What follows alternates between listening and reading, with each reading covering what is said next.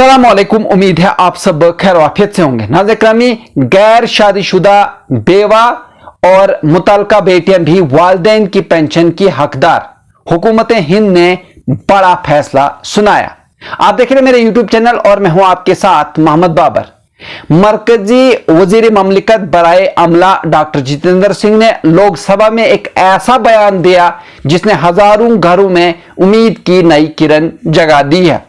उन्होंने वजाहत की कि सरकारी मुलाजमीन या पेंशनर्स की गैर शादीशुदा या बेवा या मुतल्लका यानी तलाक याफ्ता बेटियां अब अपने वालिदैन की फैमिली पेंशन की हकदार होंगी, बशर्ते कि वो हुकूमत के तयशुदा कवायद और जवाबित पर पूरा उतरती हों।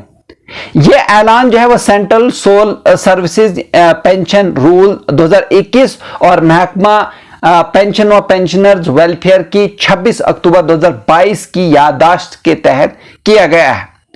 इस फैसले ने समाज के इस तबके को सहारा दिया है जो अक्सर वालिदैन की वफात के बाद माशी मुश्किलात का शिकार हो जाता है।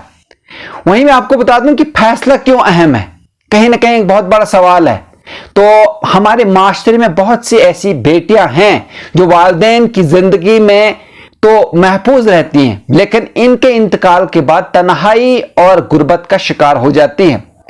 खासतौर पर वो खवातीन जो या तो गैर शादीशुदा है या शादी के बाद बदकिस्मती से बेवा या मुतल्लका हो जाती हैं, यानी उनका तलाक हो जाता है।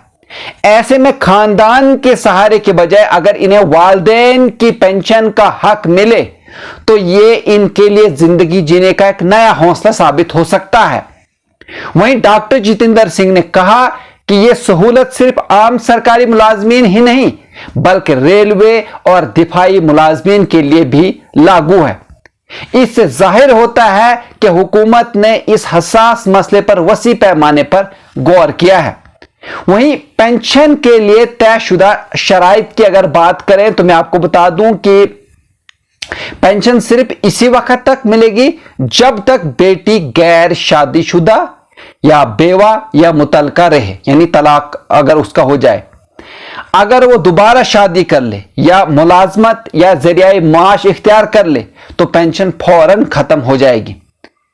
वहीं मैं आपको बता दूं कि यह भी शर्त यह भी है कि बेटी अपने वालिदैन पर इनकी जिंदगी में इन्हिसार करती रही हो।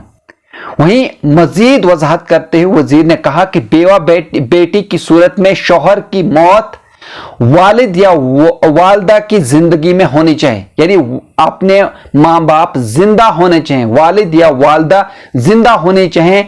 उनके होते हुए जब शौहर की मौत होती है तो उसका बेनिफिट जो है उस लड़की को मिलेगा, यानी उसे पेंशन जो है फराहम होगी। वहीं मुतल्लका यानी तलाक याफ्ता बेटी के केस में तलाक या तलाक का मुकदमा वालिदैन की जिंदगी में दायर होना चाहिए, यानी जब वालिदैन जिंदा थे उस दौरान अगर वो केस दायर हुआ तो बेटी जो है फिर पेंशन की हकदार हो सकती है। वहीं खवातीन के लिए समाजी तहफ्फुज की नई राह की अगर बात करें तो मैं आपको बता दूं कि माहिरीन का मानना है कि यह फैसला खवातीन के लिए समाजी इंसाफ और तहफ्फुज की सिमत एक बड़ा कदम है।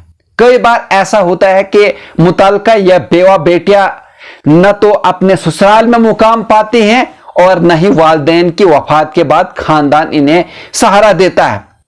ऐसी सूरत में पेंशन का यह हक इनके लिए जिंदगी की गाड़ी को आगे बढ़ाने का जरिया जो है बन सकता है।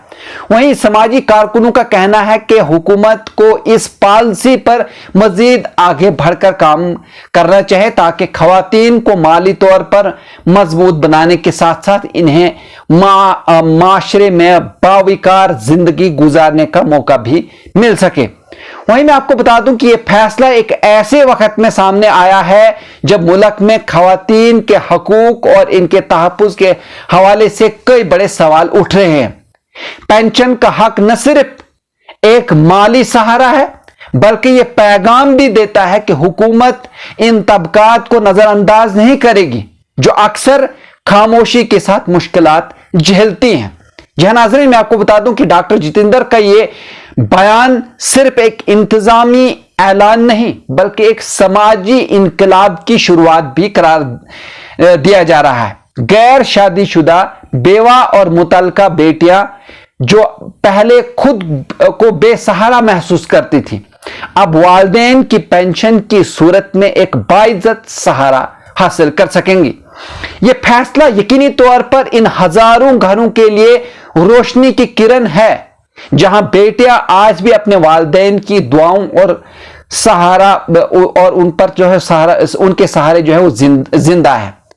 ناظرین، اگر آپ اس طرح کے اور بھی نیوز دیکھنا چاہتے ہیں تو آپ ہمارے چینل کو سبسکرائب کر سکتے ہیں، لائک کر سکتے ہیں اور شیئر کر سکتے ہیں۔ مجھے دیجیے اجازت، شکریہ۔